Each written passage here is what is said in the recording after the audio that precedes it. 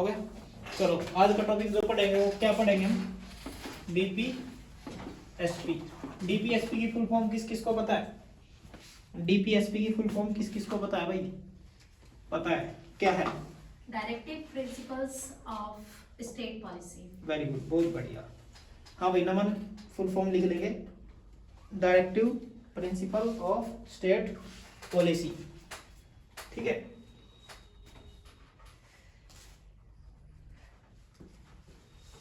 DPSP किस part के अंदर आएगी भाई? पार्ट नंबर 4 में आएगी। और आर्टिकल की अगर मैं बात करता हूँ, आर्टिकल कहाँ से पढ़ेंगे हम? कहाँ से पढ़ेंगे बताओ? 36 से 51। वेरी गुड, 36 से 51 तक इसमें पार्ट में पढ़ेंगे, है ना। और ये डीपीएसपी जो है ये किस कॉन्स्टिट्यूशन से ली गई है भाई? आयरलैंड के कॉन्स्टिट्यूशन से ली गई है। डीपीएसपी जो आपकी आयरलैंड के कॉन्स्टिट्यूशन से ली गई है, आयरलैंड के कॉन्स्टिट्यूशन से ली गई है। डीपीएसपी को 3 पार्ट में डिवाइड करेंगे हम। डीपीएसपी जो है इसको हम कितने पार्ट में डिवाइड करेंगे? रफ कर दो तो वो लिखेंगे 3 पार्ट में डिवाइड करेंगे डीपीएसपी। हाँ जी, 3 पार्ट में हम इसको डिवाइड करेंगे। 3 पार्ट में इसको हम पढ़ेंगे। नंबर 1 लिखेंगे सोशलिस्ट काउंसिल। नंबर 1 लिखेंगे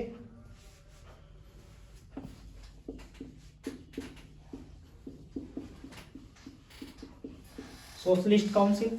हिंदी में इसको क्या बोलेंगे भाई? समाजवादी सिद्धांत,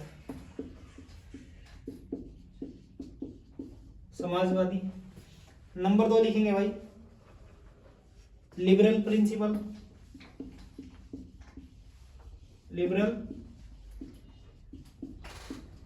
काउंसिल की जगह अगर आप प्रिंसिपल ही यूज करो तो बेटर रहेगा, ऊपर वाले में भी सोशलिस्ट प्रिंसिपल ही लिखेंगे, प्रिंसिपल। उसके बाद लिखेंगे भाई थर्ड क्या लिखेंगे? गांधीयन,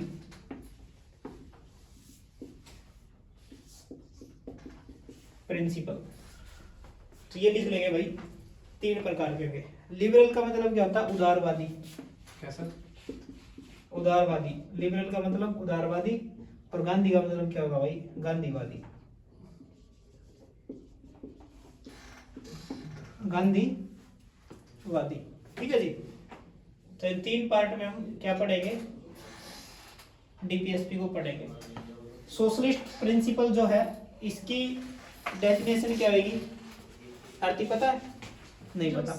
हाँ बता। समाज के पर्पस से, जो समाज के पर्पस से लिखेंगे इसमें भाई ऐसे प्रिंसिपल जिसमें मिनिमम प्रॉफिट और मैक्सिमम पब्लिक वेलफेयर पर ज्यादा ध्यान दिया। सोशलिस्ट की डेफिनेशन है सर? हाँ जी, मिनिमम प्रॉफिट और मैक्सिमम पब्लिक वेलफेयर पर क्या दिया जाए भाई? ध्यान दिया जाए। इसमें मिनिमम प्रॉफिट और मैक्सिमम वेलफेयर पर ध्यान दिया जाए, उसको बोलते हैं सोशलिस्ट प्रिंसिपल। उसके बाद पढ़ते हैं लिबरल। लिबरल के अंदर कैसे क्या पढ़ेंगे भाई? जिसमें ऐसे प्रिंसिपल जिसमें सिटीजन को स्पेशल प्रोविजन दे रखे हो भाई, स्पेशल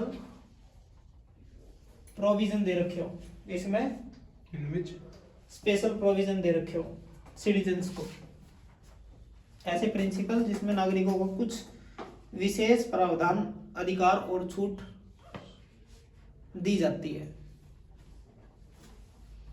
गांधीवादी में लिखेंगे भाई जो गांधी जी के विचारों से प्रेरित है ना। ऐसे प्रिंसिपल आ जाएंगे इसमें जो किससे प्रेरित है भाई? गांधी जी की विचारधाराओं से प्रेरित है।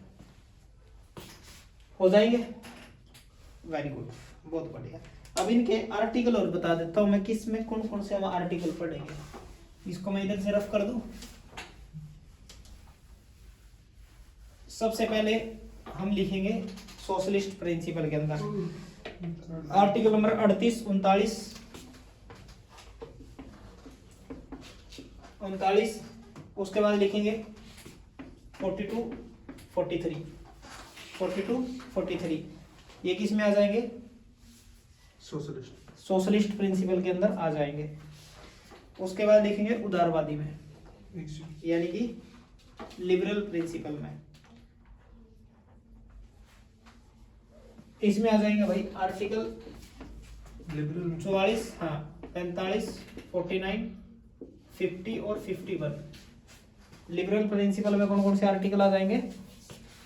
आर्टिकल नंबर 44, 45, 49, 50 और 51। ठीक है भाई। उसके बाद लिखेंगे गांधी वाले में। गांधी वाले में आ जाएगा भाई आर्टिकल नंबर 40, आर्टिकल नंबर 40, उसके बाद 43, 46, 47, 46, 47 और 48 भी लिख लेंगे,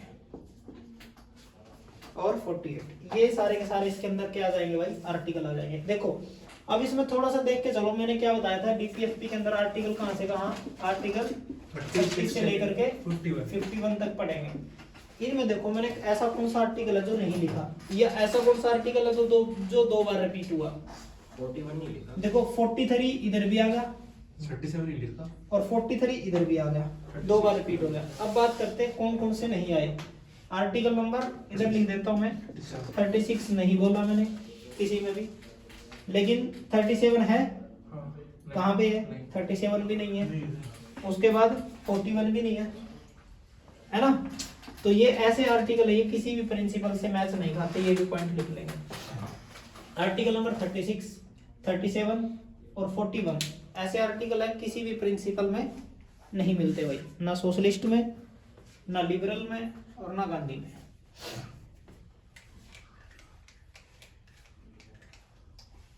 पर लिखेंगे बट, इधर लिखेंगे बट आर्टिकल नंबर 43 ये ऐसा आर्टिकल है जो दो प्रिंसिपल में मैच करता है। किस किस में? सोशलिस्ट में और गांधी में। 43 मैच विद सोशलिस्ट प्रिंसिपल में और गांधी प्रिंसिपल में, दो में। ठीक है, ओके रिपोर्ट है। चलो रिपोर्ट ओके होनी चाहिए। हो गया भाई सभी का? इसको कर दूं रफ? दोबारा एक बार मैं दोबारा बता देता हूँ। सोशलिस्ट प्रिंसिपल जो है ये क्या कहता है? इसके अंदर मिनिमम प्रॉफिट और मैक्सिमम वेलफेयर पर वर्क किया जाएगा, जिसके अंदर आर्टिकल हम पढ़ेंगे 38, 39, 42, 43। दोबारा लिबरल प्रिंसिपल की बात करें, इसके अंदर क्या हुई? जिसमें भारत की जो सिटीजन है, जो लोग हैं, उनको कुछ विशेष अधिकार दिए गए, कुछ विशेष छूट दी जाती है। ठीक है, जिसमें हम आर्टिकल पढ़ेंगे आर्टिकल 44, 45, 49, 50, 51। उसके बाद बात करते हैं गांधी प्रिंसिपल। गांधी प्रिंसिपल के अंदर हम पढ़ेंगे आर्टिकल 40, 43, 46, 47 और 48। ठीक है, ये क्या करता है? जो गांधी के विचारों से प्रेरित है वो इसके अंदर आर्टिकल आ जाएंगे। ठीक है जी। और आर्टिकल 36, 37, 41 किसी भी प्रिंसिपल में मैच नहीं खाते, जबकि आर्टिकल 43 सोशलिस्ट और गांधी दो में आते हैं। चलो आर्टिकल नंबर 36 लिखेंगे भाई, इसको मैं कर देता हूँ रफ। आर्टिकल 36 36 है ना? हाँ जी 36 आर्टिकल नंबर 36 लिखेंगे भाई। आर्टिकल नंबर 36 क्या कहता है? ये कहता है डीपीएसपी जो है इसकी डेफिनेशन क्या बताता है? इसकी डेफिनेशन को बताता है आर्टिकल नंबर 36। आर्टिकल नंबर 36 क्या बताता है भाई? डेफिनेशन बताता है डीपीएसपी की। क्या बताता है? डीपीएसपी की डेफिनेशन। ठीक है, आर्टिकल नंबर 37 लिखेंगे फिर। पता है आरती? कुणाल तो है नहीं आज, ऋषभ पता है? 37 नहीं पता आपको तो पता ही नहीं। आप लोगों ने भी नहीं पढ़ा तो मैं बताऊंगा। Article number 37। हाँ आरती को जवाब नहीं आया, पता है या नहीं पता है?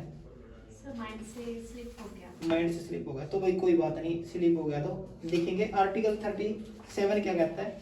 डीपीएसपी के पीछे देखो एक चीज समझाता हूँ मैं। डीपीएसपी अब तक क्या समझ में आया तुम्हारे को, क्या है डीपीएसपी? पहले तुम ये पॉइंट क्लियर करता हूँ, फिर मैं आर्टिकल 37 बताऊंगा। प्रिंसिपल है। डीपीएसपी इसके पीछे कोई कानूनी मान्यता नहीं है भाई, कानूनी मान्यता नहीं है, यानी कि लीगल राइट नहीं है कोई भी, ठीक है? लीगल राइट समझते हो? यानी कि डीपीएसपी सिर्फ क्या है, स्टेट की ड्यूटी है, स्टेट गवर्नमेंट का कर्तव्य है कि वो अपने लोगों के लिए क्या करे, वेलफेयर के लिए कोई काम करे। बट ये नहीं है कि आप कोर्ट में जाओ उसके तरफ, यानी कि आप डीपीएसपी के खिलाफ कोर्ट में नहीं जा सकते, ये बात आपको ध्यान रखनी है। जैसे मैं एक एग्जांपल दे देता हूँ, कितने बच्चे इधर बैठे हैं जिनके दादाजी की पेंशन बंधी हुई है, एज वाली, गवर्नमेंट वाली वैसी नहीं जो रिटायर्ड आया हो वैसे वैसी नहीं, वैसे कोई है किसी का दादाजी है जिस जो गवर्नमेंट जॉब पे नहीं था? एक भी नहीं है। गवर्नमेंट जॉब में नहीं था और उसकी पेंशन है ये नहीं। जो हरियाणा सरकार देती है। दादी है सर, दादी। दादी है, चलो आपकी दादी है। कितने रुपए मिलते हैं? 2700। नहीं अब तो 3000 से ज्यादा हो गए, है ना, 3000 के आसपास, तो वो हर महीने मिलते हैं। अब कल को ये चलाने का काम किसने किया था? चौधरी देवीलाल ने किया था, है ना, हमारे हरियाणा के ऐसे व्यक्ति जो देश के डिप्टी पीएम भी बने थे।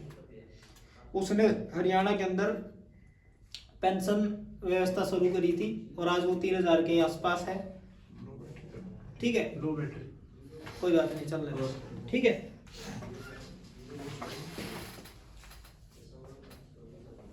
ठीक है, तो उसने स्टार्ट करी थी डीपीएसपी, ठीक है, और आज तक डीपीएसपी को सॉरी पेंशन स्टार्ट करी थी और वो अब तक है। लेकिन आज मान लो सरकार उस पेंशन को क्या कर देती है, बंद कर देती है, तो क्या उस पेंशन के खिलाफ आप कोर्ट में खड़े हो सकते हो? बिल्कुल नहीं।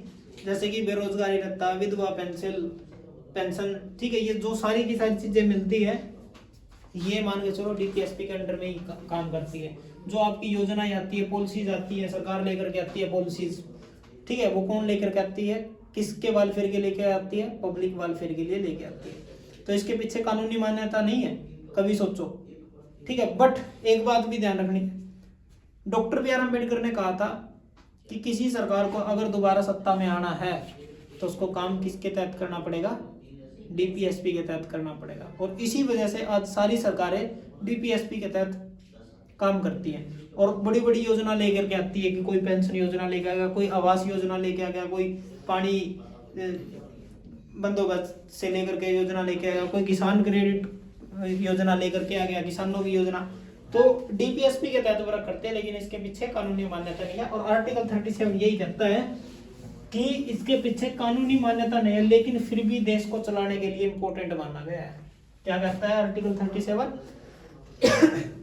क्या कहता है? डीपीएसपी के पीछे लीगल राइट नहीं है, बट फिर भी किसको भाई? देश को चलाने के लिए। कंट्री को चलाने के लिए क्या माना गया है? इम्पोर्टेंट माना गया है। फिर भी कंट्री को चलाने के लिए क्या माना गया है? इम्पोर्टेंट माना गया। समझ में आ गया भाई? कई बार हमारे को, अगर मैं बात करूं फंडामेंटल राइट और डीपीएसपी में डिफरेंस की भी यही बात है। फंडामेंटल राइट के पीछे तो हम कोर्ट में जा सकते हैं, बट इसके पीछे नहीं जा सकते, ये ध्यान रखना।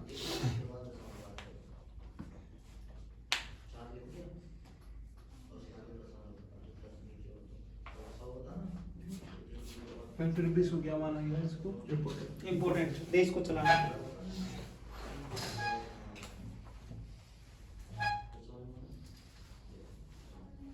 आर्टिकल 38 लिखेंगे भैया, अगला आर्टिकल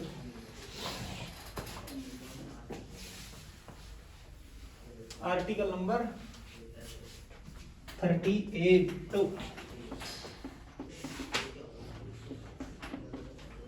आर्टिकल नंबर 38 इसमें लिखेंगे सोशल,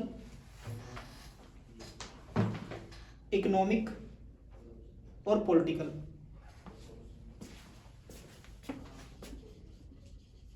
सोशल, इकोनॉमिक और पॉलिटिकल, इन तीनों में हम क्या देंगे भाई पब्लिक को?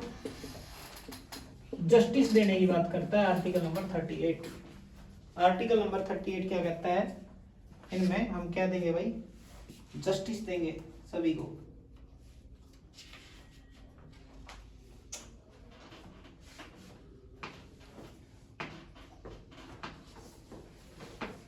कैसे जस्टिस देंगे कोई बता सकता है?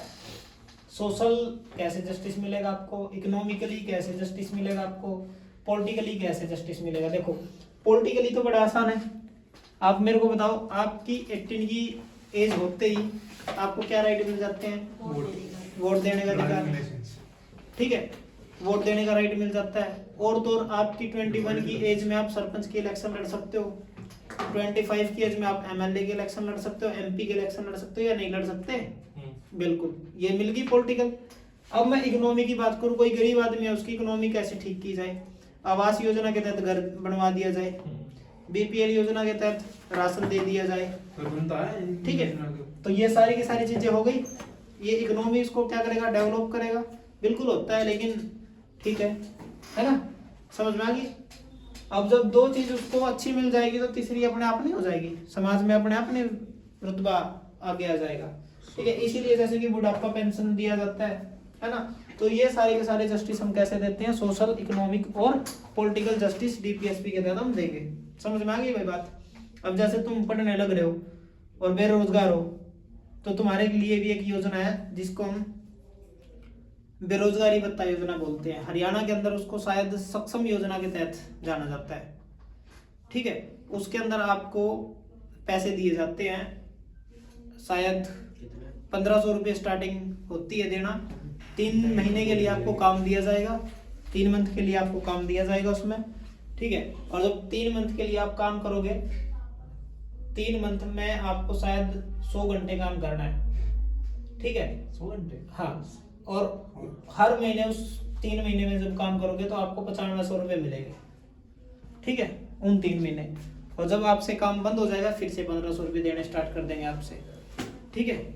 इस तरीके से 3 मंथ्स के 3 मंथ 9500 रुपये मिलेंगे, बाकी वैसे 1500 मिलते रहेंगे, ठीक है। वो तो मिलते रहेंगे अलग से, ठीक है।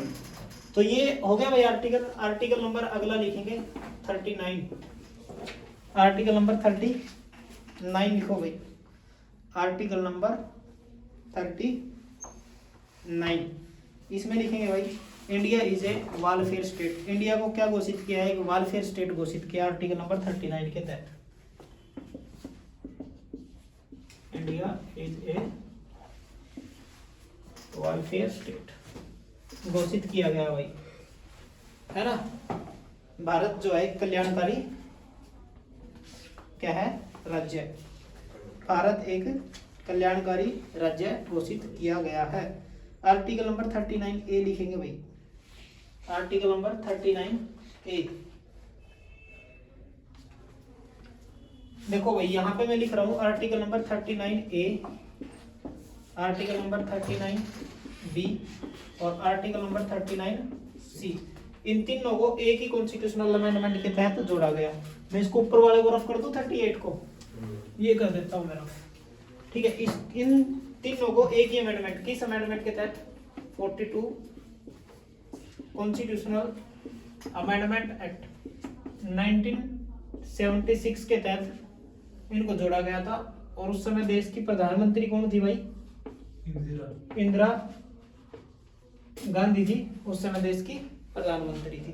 तो ये 3 आर्टिकल जोड़े गए थे, 39 से 39 बी 39 सी, ये 3 आर्टिकल जोड़े गए थे।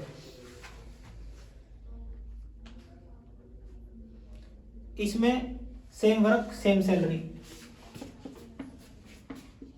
Same work same salary. इसका मतलब क्या है? इसका मतलब ये है सेम वर्क सेम सैलरी क्या है? अगर उसी काम को महिला करे और उसी काम को मेल करे तो उसको उतनी ही सैलरी दी जाएगी जितना मेल को दी जाएगी, यानी कि इक्वल सैलरी दी जाएगी। ऐसा नहीं है कि जेंडर भेदभाव किया जाएगा। आर्टिकल नंबर 39A ये कहता है। ठीक है भाई। उसके बाद लिखेंगे 39B।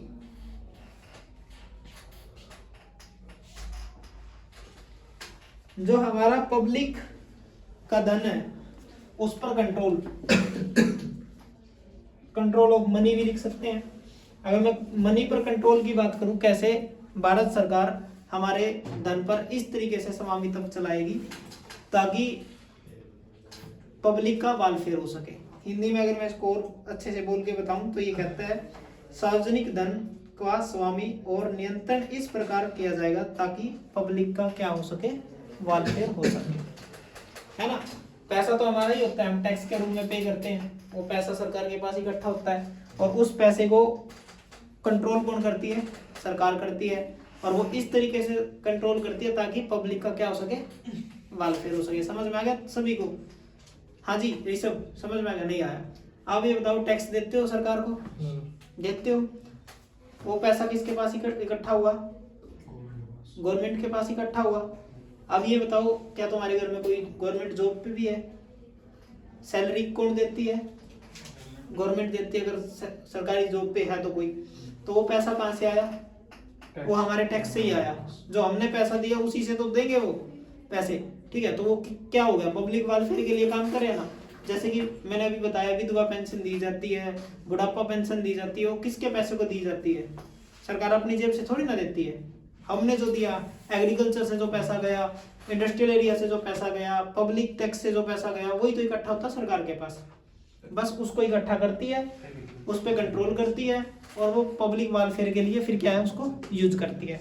39B लिखेंगे भाई, बी हो गया। 39C लिखेंगे, आर्टिकल नंबर 39C। इसमें क्या भाई, उस धन को, बात मत करना मन। 39C क्या कहता है, जो वो धन इकट्ठा कर रखा है सरकार ने, उसको इक्वल तरीके से डिस्ट्रीब्यूट करना। क्या करना? इक्वल डिस्ट्रीब्यूट करना। इक्वली क्या करना? डिस्ट्रीब्यूट करना, बांटना। 39 ये गएगा, 39 ये गएगा।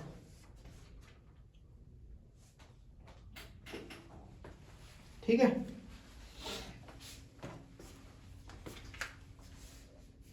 आगे बढ़े। बिल्कुल। आर्टिकल नंबर 40 वेरी इंपॉर्टेंट है भाई, पेपर में बहुत बार पूछा जाता है। आर्टिकल नंबर 40 के अंदर क्या आता है? ग्राम पंचायत आती है भाई। आर्टिकल नंबर 40 के अंदर क्या आएगी? ग्राम पंचायत। इसके अंदर क्या आएगी? ग्राम पंचायत। आर्टिकल नंबर 40 में क्या आता है भाई? ग्राम पंचायत आता है। ठीक है, उसके बाद अगला आर्टिकल लिखो। फिर 40 हो गया तो article number 41।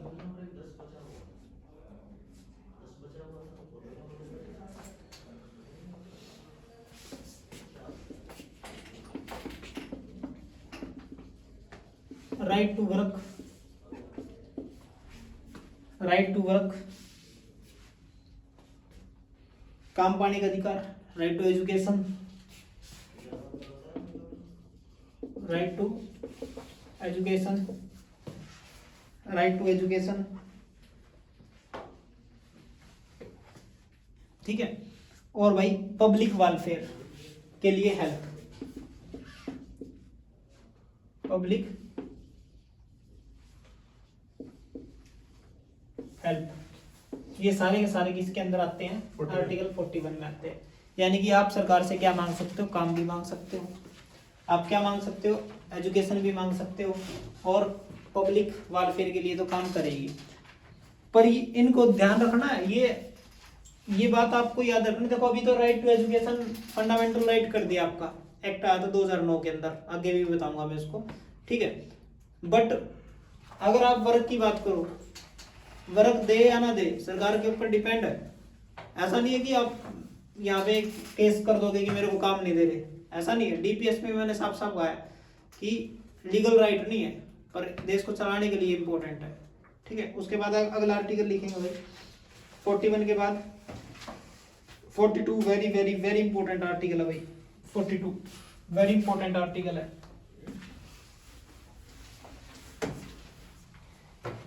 Article number 42 very important article है 42।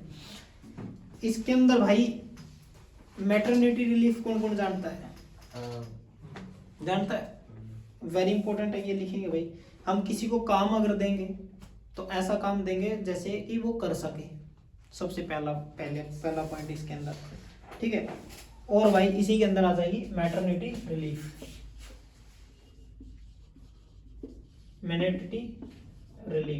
मैटरनिटी रिलीफ इसके अंदर क्या होता है, कोई अगर फीमेल है, महिला है, उसकी प्रेगनेंसी के दौरान उसको 6 मंथ के लिए रिलीफ दिया जाता है, 6 महीने के लिए रिलीफ दिया जाता है। और उस रिलीफ में उसकी जो सैलरी होती है वो उसकी नहीं काटी जाती, वो दी जाती है, ठीक है भाई। इसको बोलते हैं मैटरनिटी रिलीफ। आर्टिकल नंबर 42 में आता है। और 42 में ये भी आएगा कि हम किसी को जो वर्क देंगे वो ऐसा देंगे कि भाई जो उसके लिए उचित हो। ऐसा नहीं, मान लो कोई छोटा बच्चा है 14 साल से 15 साल का ही है और वो काम करने के लिए आया हुआ है, तो ऐसा काम नहीं देंगे उसको कि भाई लो 25 kg वेट लो और 4th फ्लोर पे लेके जाओ और ये कंटिन्यू करते रहो, ये तो अच्छा नहीं है उस बच्चे के लिए।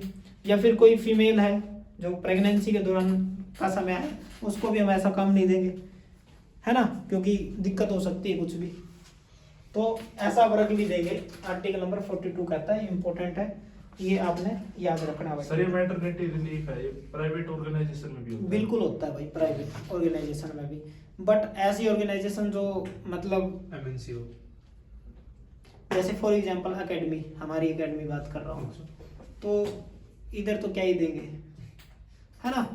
तो मतलब ऐसी जगह जो जैसे कि मारुति है, आपकी मारुति है, इसमें मैटरनिटी रिलीफ दिया जाएगा, 100% दिया जाएगा, है ना। जो अच्छी लेवल की कंपनियां उनमें दिया जाता है भाई, बिल्कुल दिया जाता है, ठीक है।